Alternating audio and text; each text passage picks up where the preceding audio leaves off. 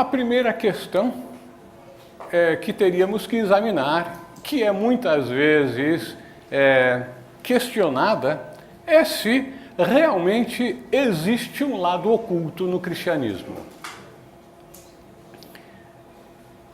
Por muito tempo, isto foi questionado, mas nós podemos já, no ambiente em que atuamos, saber que nos primórdios de nossa tradição cristã, o fundador de nossa tradição, o Mestre Jesus, já disse, falando aos discípulos, Jesus disse: a vós foi dado o mistério do reino de Deus, aos de fora, porém, tudo acontece em parábolas.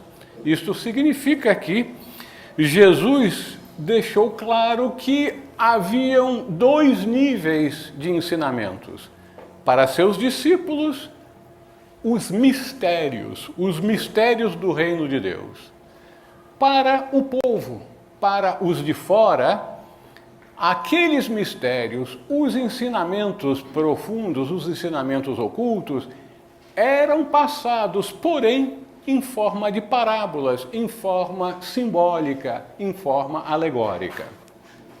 Mas não somente Jesus nos disse isso. O grande continuador de seu trabalho, o apóstolo Paulo, fez inúmeras referências ao trabalho oculto dentro de nossa tradição. Talvez uma de suas citações mais pertinentes é: ensinamos a sabedoria de Deus, misteriosa e oculta, que Deus, antes dos séculos, de antemão destinou para a nossa glória. Então, Paulo, nesta e muitas outras citações, chama a atenção de que existe uma sabedoria de Deus misteriosa e oculta, que Deus, antes dos séculos, ou seja, antes da manifestação de nosso universo, antes que houvesse uma consciência de temporariedade, já existia essa sabedoria. O que ela poderia ser, então? Seriam as grandes leis que regem a manifestação, porque essas leis já existem antes que comece a manifestação. Então, essa sabedoria oculta, o conhecimento dessas leis da manifestação, as leis da natureza, é o que constitui, então, o cerne do ensinamento oculto. Então, vamos partir da premissa que existe um lado oculto na tradição cristã. Agora, a natureza do oculto pode ser vista, em primeiro lugar, de acordo com a capacidade de percepção de cada um. Por exemplo, para mim, a física quântica é um ensinamento oculto. Mas os meus amigos físicos riem quando eu digo isso e dizem: mas não, Raul, a física quântica está disponível em dezenas de tratados que já foram publicados. Se eles foram publicados, não são ocultos. São ocultos para você em virtude da sua capacidade de percepção. A mesma coisa com relação aos ensinamentos esotéricos, aos ensinamentos espirituais. Muitas vezes a nossa capacidade de percepção não permite que apreendamos aquilo que para muitos é algo aberto, mas para nós está fechado, está oculto. Mas, normalmente, quando falamos de ocultismo, nós falamos segundo o grau de revelação. E aí nós temos a questão das iniciações. Para que tenhamos acesso a certo nível de conhecimento oculto, teríamos que ser iniciado nesse nível de conhecimento oculto. Mais tarde seríamos iniciados em outro nível e assim por diante. Aí poderíamos dizer, da onde vêm então esses ensinamentos ocultos? Os ensinamentos ocultos vêm com os primórdios da humanidade. Os grandes instrutores, aqueles grandes seres que guiam, que norteiam a evolução da humanidade, desde os primórdios da raça humana, vieram ao nosso mundo e passaram aquelas almas que estavam suficientemente preparadas para prosseguir com o caminho, com o trabalho de guiar a humanidade. Eles passaram esses ensinamentos ocultos, que são ensinamentos capacitadores, ensinamentos que permitem àqueles que os possuem operar quase que milagres, operar fenômenos que nós, em nossa miopia espiritual, chamamos de milagres, mas que são fenômenos perfeitamente fatíveis para aqueles que conhecem a natureza das leis do universo, as leis da manifestação. Então, a origem dos ensinamentos ocultos está com os primórdios da humanidade e foi passada pelos grandes instrutores. E esses ensinamentos são periodicamente renovados e reavivados quando eles começam a perder a sua pureza inicial. E esses ensinamentos normalmente são conhecidos como mistérios. Não se sabe exatamente quando os mistérios foram divididos em mistérios maiores e mistérios menores. Os mistérios maiores eram aqueles mistérios que eram guardados de forma absolutamente secreta, porém, os grandes instrutores, outra vez, num determinado ponto, acharam que seria não só viável, mas altamente desejável que uma parte desses mistérios fosse apresentado ao público interessado, aos aspirantes, de uma forma velada, de uma forma alegórica. Então, os mistérios menores são um reflexo dos mistérios maiores, porém apresentados sempre de forma simbólica, de forma alegórica. Vejamos aqui como um historiador erudito que seja, concebe os mistérios.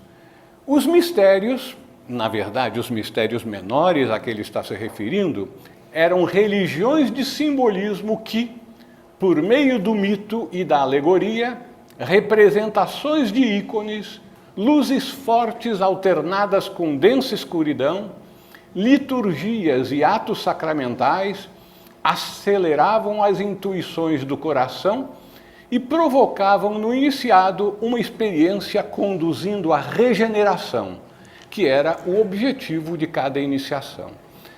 Essa é uma citação de Angus, A Religião dos Mistérios e o Cristianismo.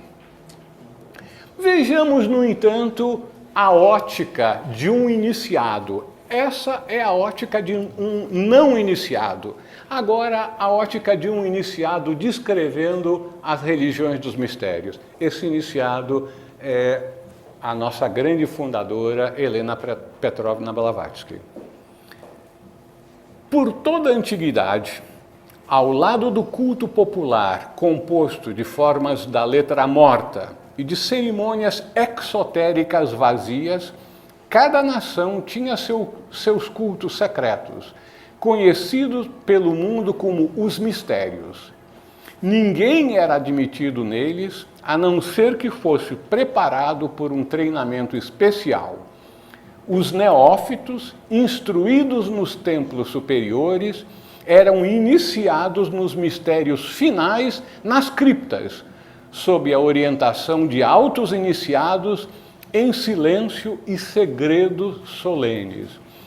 Essa questão de segredo é uma questão extremamente importante. Esses mistérios tocavam de tal forma o coração, a alma dos iniciados, que se comprometiam a manter em segredo tudo aquilo que fosse revelado a eles, que até hoje fala-se dos mistérios, fala-se que haviam iniciações.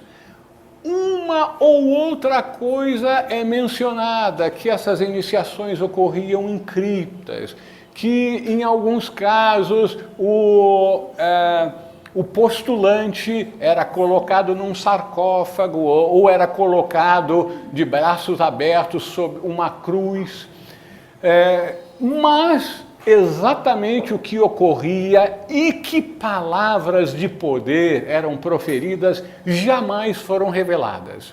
Outras instituições, no entanto, por exemplo, a maçonaria, que também exige dos seus membros, para serem iniciados, um voto de segredo, talvez pelo fato de que os segredos que são ministrados dentro da maçonaria não se comparam de forma alguma com os segredos que eram revelados nas criptas para os iniciados dos mistérios maiores. Muitos dos segredos, dos rituais, das palavras de passe da maçonaria são conhecidos do público, foram publicados, em outras palavras. Eu tenho um livro sobre a maçonaria, A Chave de Irã, Agbif, que revela toda uma série de rituais da maçonaria, inclusive rituais avançados, palavras de passe, sinais de reconhecimento, enfim. Existem diferentes naturezas de segredo em virtude do segredo que está sendo mantido, e os segredos dos mistérios jamais foram revelados, dos mistérios maiores, porque os mistérios menores eram públicos. Blavatsky, continuando algumas das suas considerações que foram apresentadas num artigo intitulado As Raízes do Ritualismo na Igreja e na Maçonaria, tem a dizer que nas aulas públicas e nos ensinamentos gerais, ou seja, aulas públicas, aqueles que eram dados para o público, portanto, os mistérios menores, as lições de cosmogonia e teogonia eram dadas na forma de representações alegóricas, portanto veladas. E eram representações teatrais que realmente marcavam para essas pessoas o que estava sendo apresentada. Então, as grandes performances públicas durante os festivais dos mistérios eram assistidas pelas massas, sendo as verdades personificadas em símbolos veneradas pelas multidões. Somente os altos iniciados compreendiam a sua linguagem e o significado real. Blavatsky também chama a atenção de que os mistérios, no entanto, desviaram-se de sua pureza da mesma maneira como as religiões exotéricas. Tudo começou quando o Estado ateniense decidiu, por volta de 510 AC, ou seja, no século VI antes de nossa era, decidiu obter da Eleusínia uma fonte de renda constante e prolífica. A partir de então, ninguém poderia ser iniciado sem antes pagar uma certa quantia por aquele privilégio. Isso significa que a lei da entropia, que a tendência natural para o declínio, para a perda da pureza inicial de um ensinamento, de uma instituição, também afeta os mistérios, porque afeta tudo aquilo que é manifestado. Então, os mistérios também, num determinado momento, os mistérios de Eleusis, que eram um dos mistérios mais respeitados, que permaneceram ativos por mais tempo no Ocidente, quando os mistérios do Egito já estavam em declínio, os mistérios de Eleusis estavam no seu apogeu. Mas passou-se a introduzir a habilitação para os mistérios em termos de pagamento.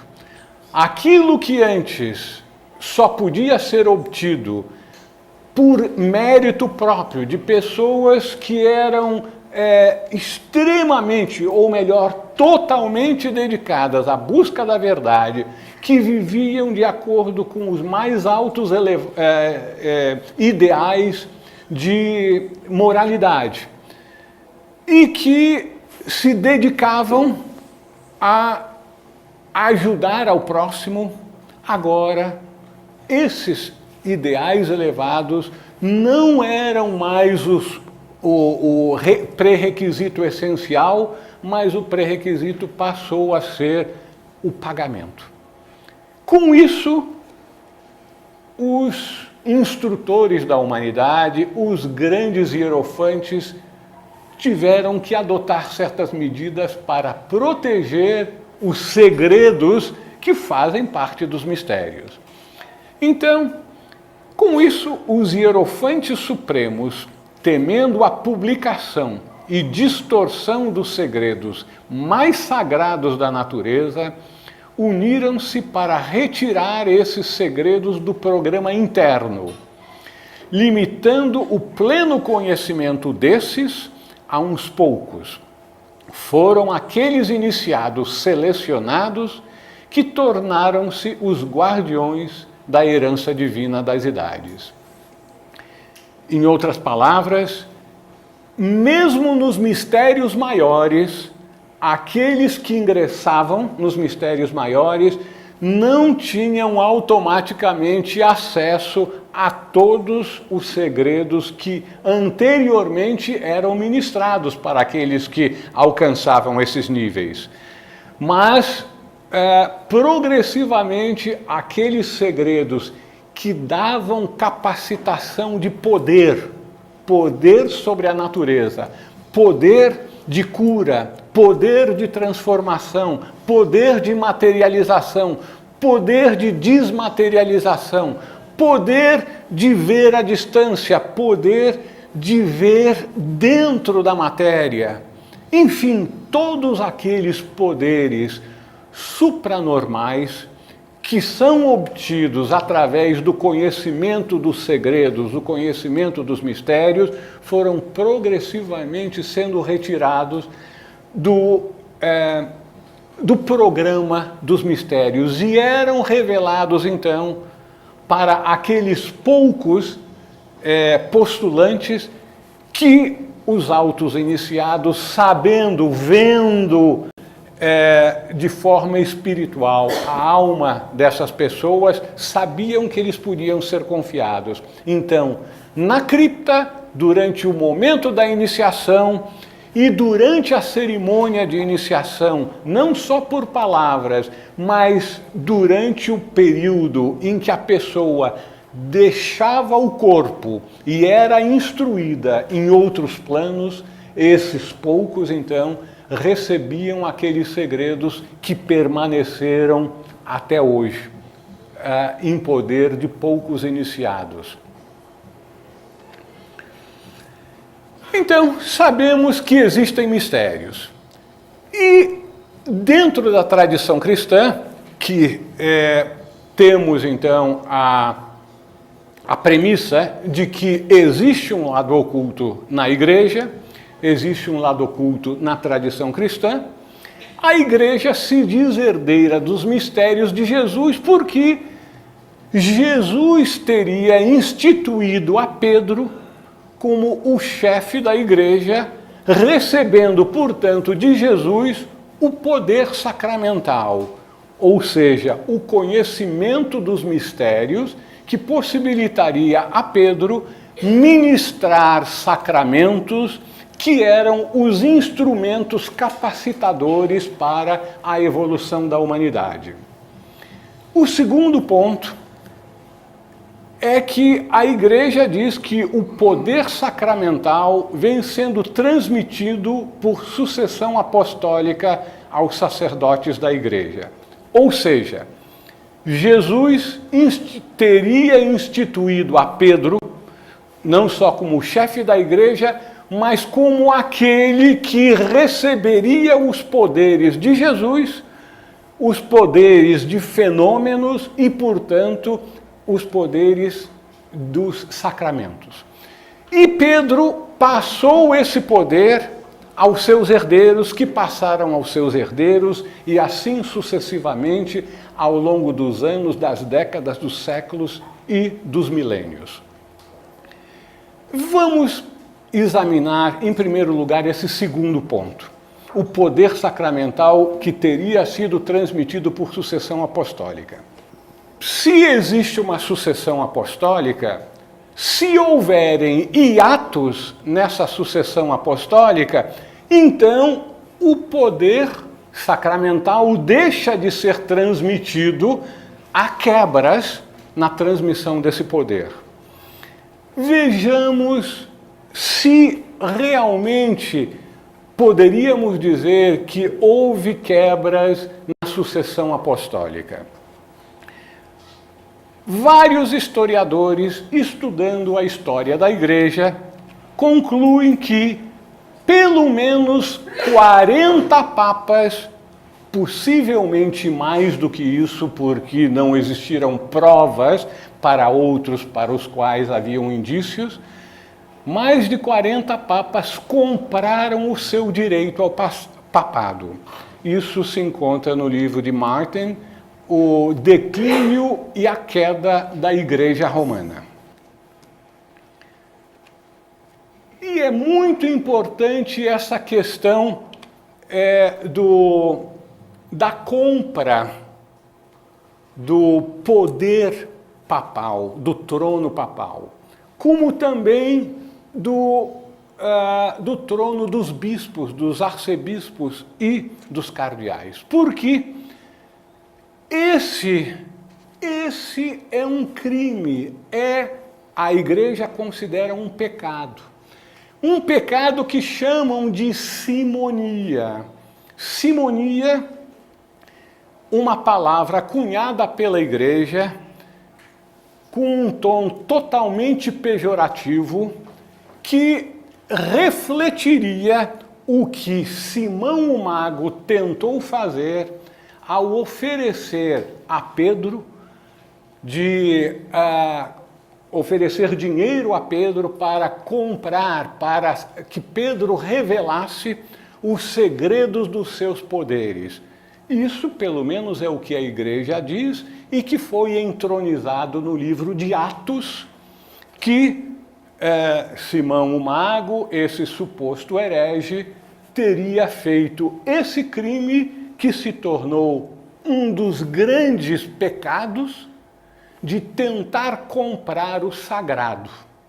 No entanto, aquilo que foi chamado de simonia foi realizado ao longo dos séculos na Igreja.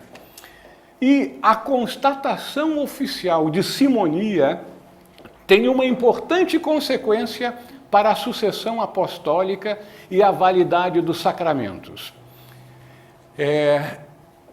Com a campanha do Papa Leão IX, que foi Papa no século XI, um dos poucos papas durante a Idade Média que não se deixou corromper, ele foi colocado no trono papal pelo imperador teutônico, e sendo um homem voltado para a religião, voltado para a tarefa, o labor de salvação das almas, considerando-se um verdadeiro pescador de alma, ao assumir o trono papal, sabendo que havia muita podridão em Roma, decidiu dar um limpa.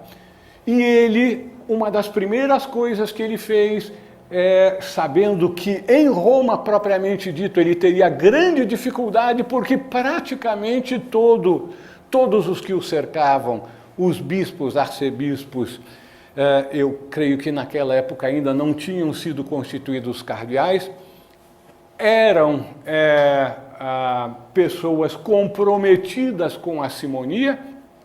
Ele foi à França, em Reims, convocou um sínodo e aí teve mais latitude para publicamente chamar um por um dos bispos e chefes de abadias, os abades, porque tanto os bispados como as abadias geravam fortunas através de toda uma série de práticas que não vamos entrar aqui, e chamou cada um para que respondesse se tinham pago alguma quantia, não importa para quem, para ser nomeado.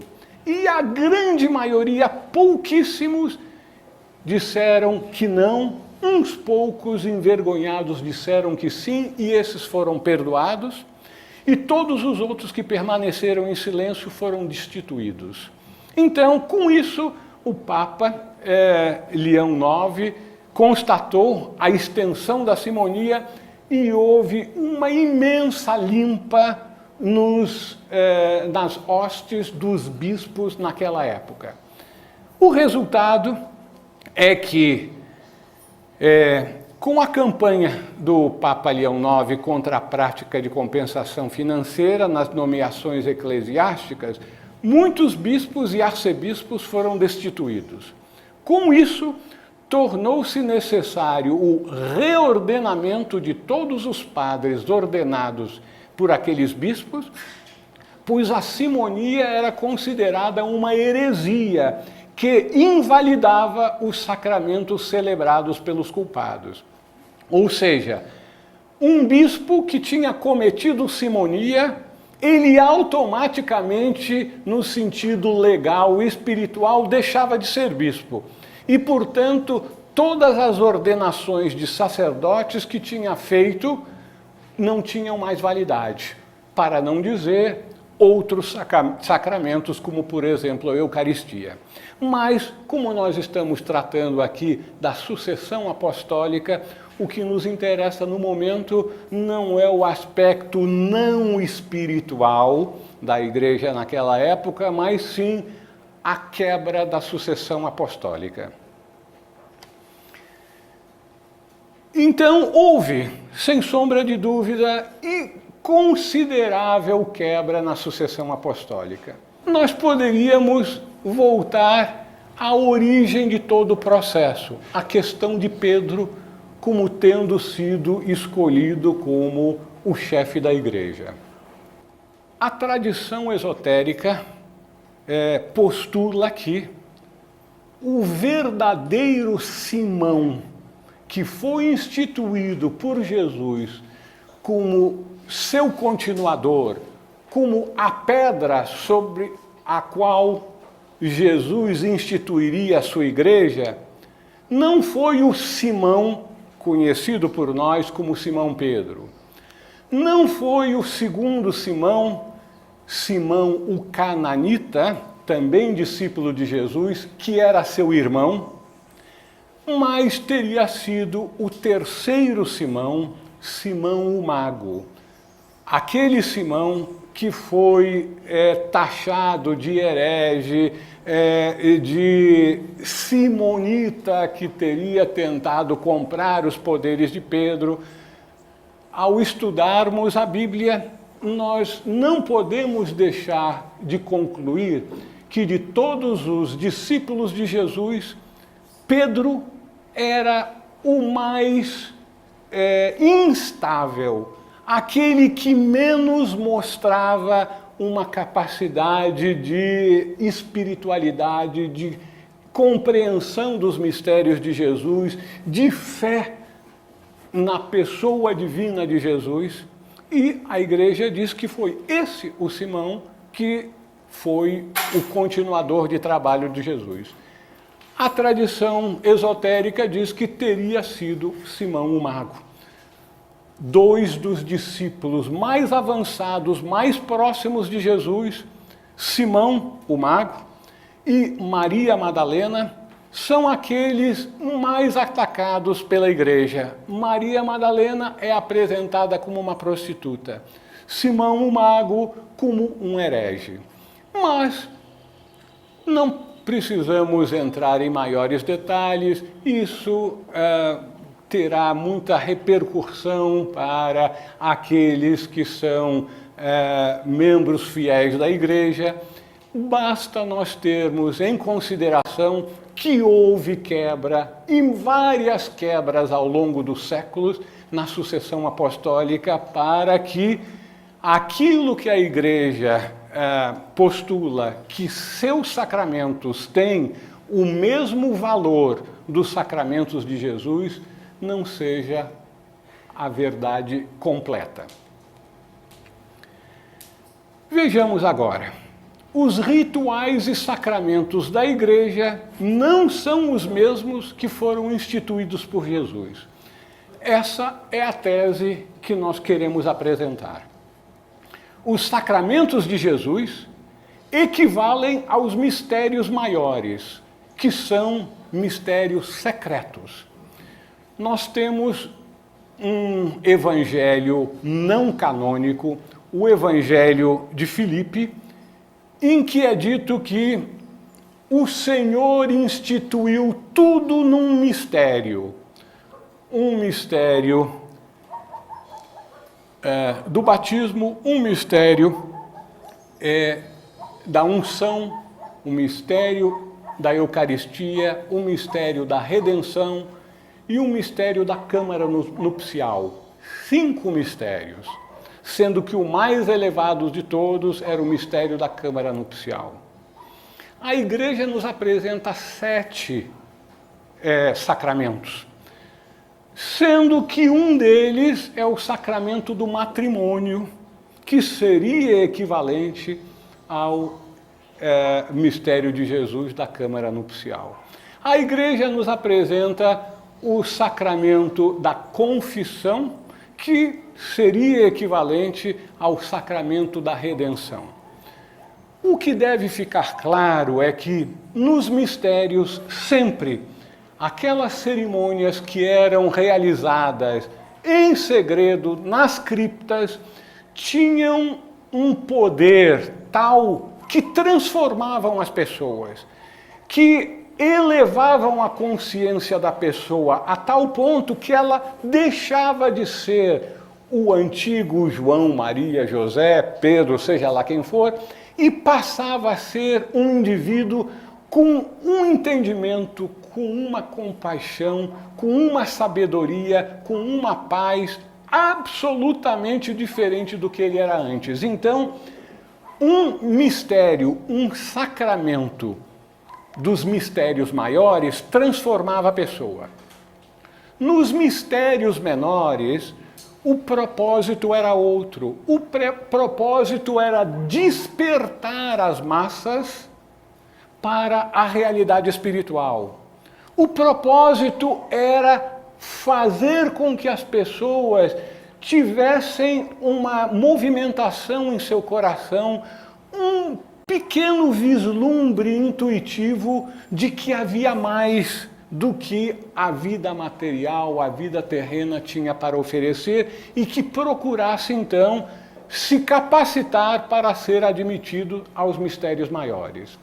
Então, os mistérios, os sacramentos da igreja, nós postulamos que seriam equivalentes aos mistérios menores que têm um valor espiritual, mas não aqueles dos mistérios maiores. Vejamos o que alguns estudiosos têm a dizer a respeito. Clara Codd, uma teósofa que viveu no século XIX e XX, em seu livro As Escolas de Mistério, diz: sempre houve 2 lados em todo o sistema de instrução, o exotérico e o esotérico. Nos primeiros tempos da religião cristã, eles estavam claramente definidos e reconhecidos. Mas o lado esotérico logo foi perdido quando a noite da ignorância dominou a Europa. Assim, o conhecimento ou gnose, como os primitivos cristãos o chamavam, foi, sem ser escrito, transmitido somente aos que estavam devidamente preparados. Blavatsky também tem a nos dizer algo sobre os sacramentos da Igreja, a sua origem. Pode ser demonstrado que tanto o moderno ritual da maçonaria como o da Igreja descendem em linha direta de iniciados gnósticos e neoplatônicos e de hierofantes renegados dos mistérios pagãos, cujos segredos eles haviam perdidos. As cerimônias e senhas da maçonaria e as preces, dogmas e rituais da Igreja são cópias travestidas do puro paganismo e da teosofia neoplatônica. Isso Blavatsky nos escreveu no artigo As Raízes do Ritualismo na Igreja e na Maçonaria. Blavatsky tem mais a nos dizer. Que aqueles que conheciam os mistérios superficialmente, ou sejam, aqueles que eram iniciados nos mistérios menores, lançaram a pedra fundamental da moderna maçonaria, dessa fundação meio pagã, meio fraternidade de maçons primitivos convertidos, originou-se o ritual cristão e a maior parte de seus dogmas. Portanto, os sacramentos da Igreja, os rituais da Igreja, não são criações originais da Igreja. Existe uma lei que é constante mencionada pelo cientista: na natureza nada se cria, nada se destrói, tudo se transforma. Essa lei é uma lei básica da manifestação que também é válida nas religiões, na vida espiritual. Nada é criado originalmente, tudo é uma continuação modificada de verdades conhecidas desde da alvorada dos tempos da história da humanidade. Até mesmo o sacramento mais venerado da Igreja, a Eucaristia ou Comunhão, também teve sua origem nos mistérios. Nos mistérios de Eleusis, vinho representava Baco e pão a Ceres. Ceres e Baco personificavam a substância e o espírito, os dois princípios vivificadores na natureza e na terra. O hierofante apresentava simbolicamente, antes da revelação final dos mistérios, vinho e pão ao candidato, que os comia e bebia, simbolizando que o espírito iria ativar a matéria. Então, toda essa cerimônia que nós verificamos na Igreja hoje preexistia de alguns milhares de anos como conhecido na história, mas aquilo que não está registrado na história provavelmente remonta a muitas dezenas de milhares de anos. Então, essas cerimônias já eram realizadas antes da instituição do cristianismo. E não só a fundamentação conceitual da Eucaristia como símbolo das energias celestiais e terrenas, foi copiada dos mistérios, mas também os mínimos detalhes do cerimonial utilizado. O padre moderno repete cada gesto dos atos do sacerdote pagão. Ele eleva e oferece o pão a ser consagrado. Abençoa a água que será colocada no cálice e, então, verte o vinho neste. Envia incenso em direção ao altar, etc., etc. Blavatsky continua nesse artigo As Raízes do Ritualismo na Maçonaria e na Igreja, continua descrevendo em grandes detalhes como o que se faz na Igreja hoje é uma cópia do que se fazia nos mistérios de antanho. Então, tendo feito todas essas considerações a respeito dos sacramentos da Igreja, vocês poderiam estar concluindo que eu estou querendo sugerir que não existe mérito, não existe valor nos sacramentos da Igreja. Absolutamente não é verdade. Nós veremos por que não é verdade e por que os sacramentos da Igreja têm o seu valor espiritual. Um grande vidente, Geoffrey Hodgson, no seu livro O Lado Interno do Culto na Igreja, disse: uma igreja é um centro magnético estabelecido num determinado ponto da superfície do globo, no qual condições especiais foram criadas para permitir a livre passagem de força, vida e consciência do nível espiritual para o material e do material de volta para o espiritual. Então a igreja é como uma usina que está servindo para gerar energia espiritual, mas na natureza nada se cria, nada se destrói, tudo se transforma. Então essa usina está utilizando outras energias, está transformando outras energias. A igreja serve como um ponto focal em que vários tipos de energia, principalmente, mas não exclusivamente, principalmente a energia dévica, a energia dos anjos é utilizada. Geoffrey Hodgson, que era um profundo vidente e que podia ter comunicações com anjos e arcanjos, e ele escreveu em vários livros o resultado parcial dessas comunicações que ele teve.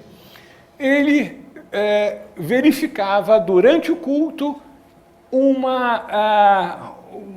uma chegada de grandes hostes angélicas, aqueles seres que vivem dia e noite servindo, doando de sua natureza para a evolução do mundo. Eles então são chamados pelas invocações e pela atitude de devoção de todos os membros que estão reunidos na igreja. Então, os anjos se reúnem e, além dos anjos, outras forças são canalizadas e, durante os rituais da igreja, essa energia que é canalizada é redistribuída para o coração de todos os presentes e de todos aqueles que vivem na redondeza, até onde aquela força pode alcançar, mas especialmente daqueles que se abrem para a energia divina, aqueles devotos que estão verdadeiramente sintonizados com os rituais que estão sendo realizados. Geoffrey Hodgson disse que todas as igrejas, templos, mesquitas, estupas e outros lugares de adoração podem ser considerados como instrumentos facilitadores por meio dos quais se pode mais prontamente colocar-se em contato com a força divina e liberá-la. Nesse sentido, é apropriado chamar todo lugar de adoração de casa de Deus. Geoffrey Hodgson era um padre da Igreja Católica Liberal, mas ele, como vidente e como um homem comprometido com a verdade, ele disse que não só as igrejas cristãs, mas todos os templos, todos os lugares de adoração, não importa de que religião, todos eles são instrumentos da força divina que é canalizada para estimular, para facilitar a evolução da humanidade. Mas não só a igreja é um centro de força, mas os rituais são especialmente favoráveis para a canalização, então, das energias divinas.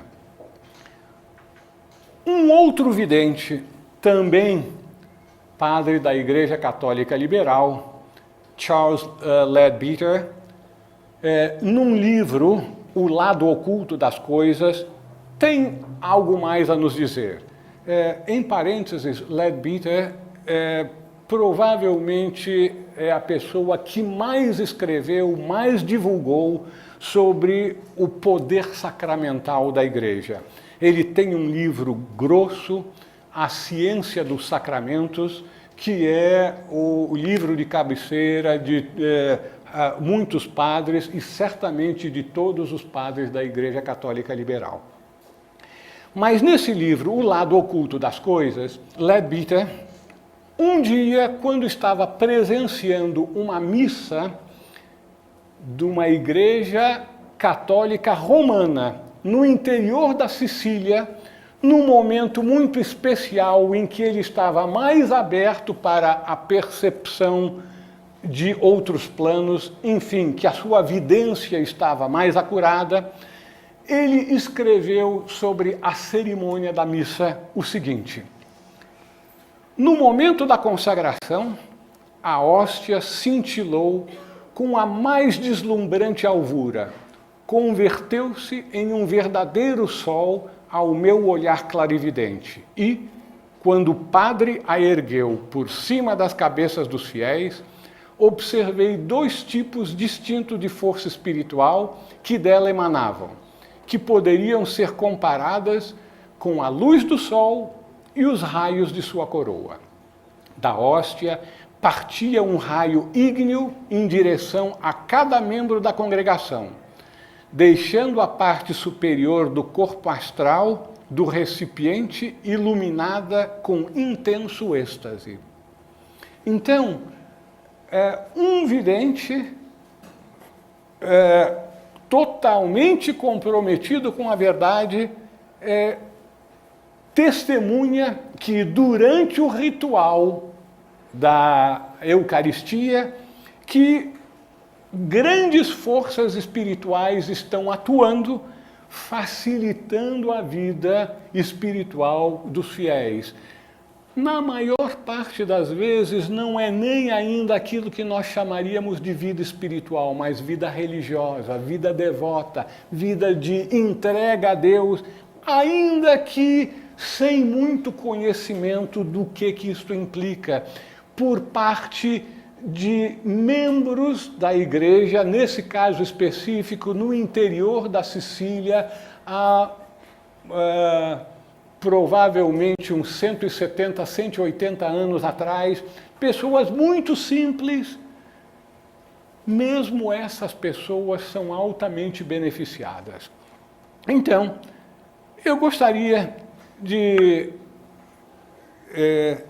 resumir dizendo que existe um lado oculto no cristianismo, que existe sacramentos ministrados pela igreja, que esses sacramentos são de grande ajuda na vida religiosa e incentivo para a vida espiritual daqueles que participam desses sacramentos, mas os sacramentos da igreja servem mais para despertar, para ativar aqueles que estão no seu determinado patamar espiritual.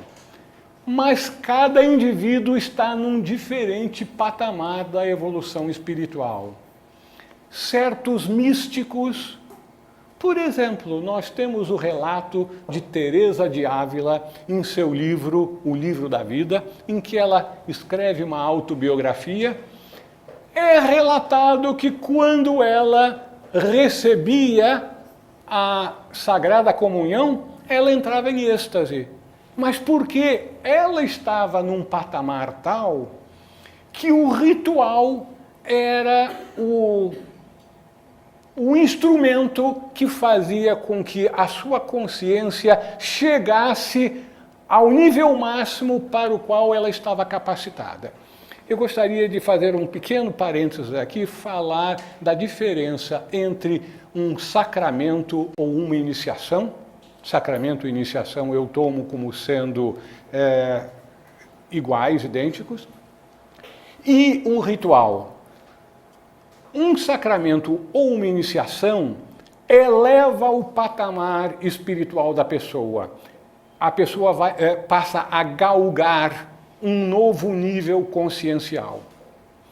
Um ritual faz com que a pessoa, e não importa em que patamar que esteja, mas como a consciência expandida só ocorre quando a pessoa está em meditação ou está engajada num determinado ritual, aquela consciência, então, alcança ao máximo para o qual ela está capacitada pela iniciação ou pelo verdadeiro sacramento que tenha recebido. Então, os sacramentos da Igreja equivalem aos mistérios menores. São de grande ajuda, mas não têm a capacidade iniciática. Se assim fosse, todos aqueles que aqui estão e que se casaram na Igreja, tendo recebido de acordo com a Igreja o sacramento do matrimônio, teriam alcançado o mais alto nível de expansão de consciência que era possível entre os discípulos de Jesus. Será que em sã consciência nós podemos dizer que isso ocorreu conosco? No entanto, todos os sacramentos da Igreja têm um paralelo, são um reflexo esmaecido, um reflexo simbólico, alegórico do que acontece nos mistérios maiores. Nos mistérios menores, um sacramento pode ser repetido quase que diariamente. O caso da comunhão, o caso da confissão. Nos mistérios maiores, como eles têm caráter iniciático, eles só são ministrados uma vez na vida do indivíduo. Então, cada iniciação, cada verdadeiro sacramento de origem dos mistérios maiores é ministrado uma vez. Mas nós temos que saber que a divina providência, em sua divina misericórdia e compaixão para com a família humana, não iria restringir a sua ajuda espiritual somente àqueles que foram iniciados nos mistérios maiores, porque esses são uma pequeníssima minoria. Como Jesus disse, muitos são os chamados, mas poucos os escolhidos. Escolherei 1 entre 1000, 2 entre 10.000. É provável que os iniciados ocorram 1 entre cada 100.000 da população humana. É uma minoria muito restrita. E o resto da humanidade? Deus tem compaixão para com todos nós e nos faz verter as suas bênçãos através dos mistérios menores. E a Igreja é a herdeira dos mistérios menores dentro da tradição cristã. Os seus sacramentos são de grande valia para estimular a nossa vida religiosa e espiritual e nos prepararmos para que um dia sejamos capacitados a sermos iniciados também nos mistérios maiores. Muito obrigado.